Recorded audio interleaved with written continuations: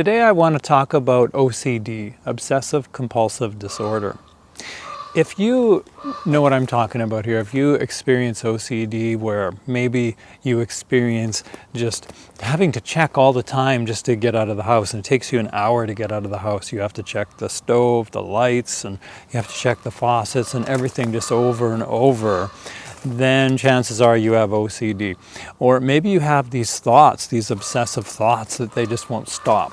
And maybe they're thoughts about harming somebody or doing something, or you just can't stop focusing on something, or you're just up all night cleaning the house. It's just never clean enough and you keep wanting to clean it. And things like that. And so I want to talk about that today.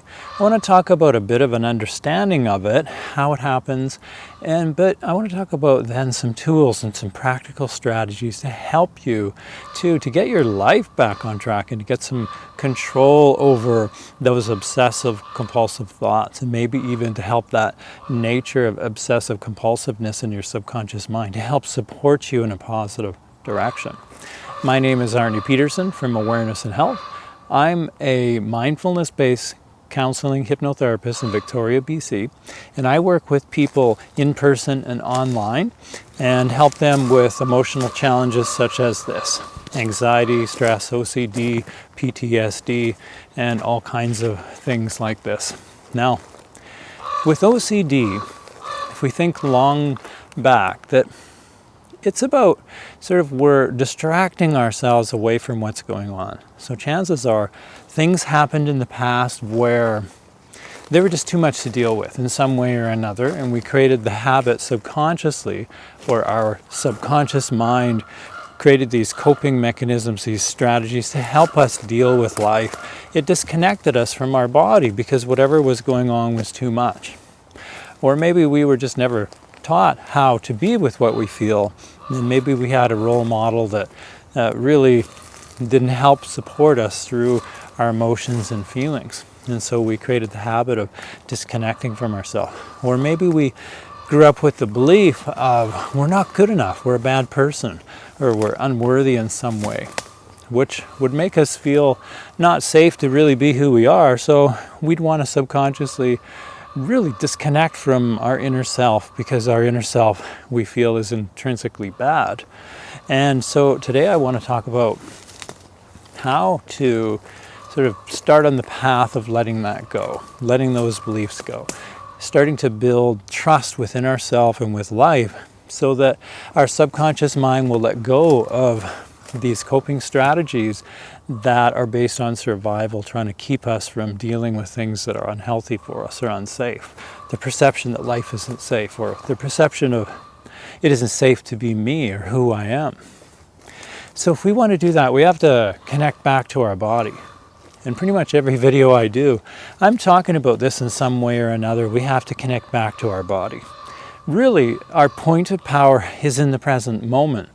And you can't experience life physically, really, as a human being who's a feeling being that experiences life as feeling through the feeling process. Like, how can you experience life without the physical feeling? We can experience life mentally through our thoughts, but is that really the true physical experience? We want to get back into our body. When we're doing compulsive sort of things, checking and these compulsions, that these rituals of things, they're really distracting us away from our physical sense of the moment, and they're distracting us from whatever is going on in life that we could be doing that we're wanting to do instead. And so I think it's really important to start an awareness practice, a mindfulness practice, so we can connect back to the feeling within ourselves and create a sense of trust and safety, that it's okay in the moment to feel what we feel, to learn how to be with our emotions, the feeling process of energy as it arises through doing things. Once we build a confidence in that, with what we're feeling, we start to build a confidence within ourselves and within life, to feel that life is okay, life is safe, it is safe to be me.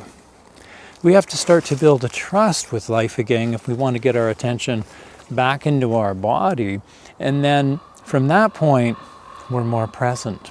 And when we're more present, we can look around and we have this compulsion to check things, that we have this feeling or sense that there's something bad going on. We have to keep checking. We have these compulsive thoughts that won't stop in our head.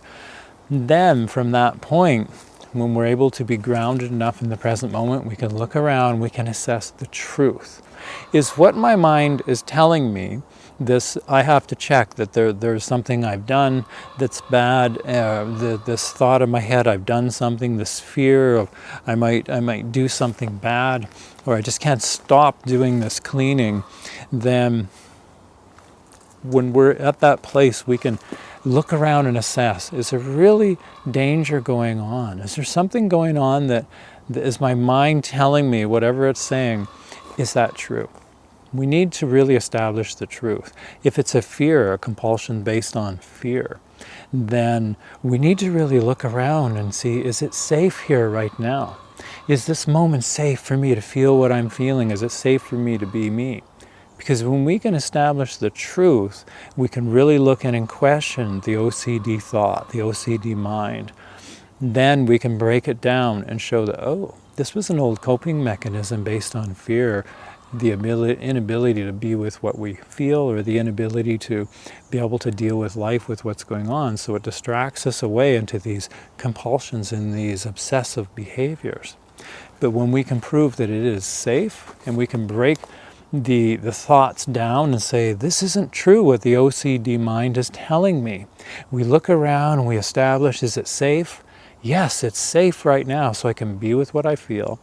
And then I can let this habit that we're really wanting to do, we can let it go. We can then let it go and start focusing on the moment instead of what we want to do.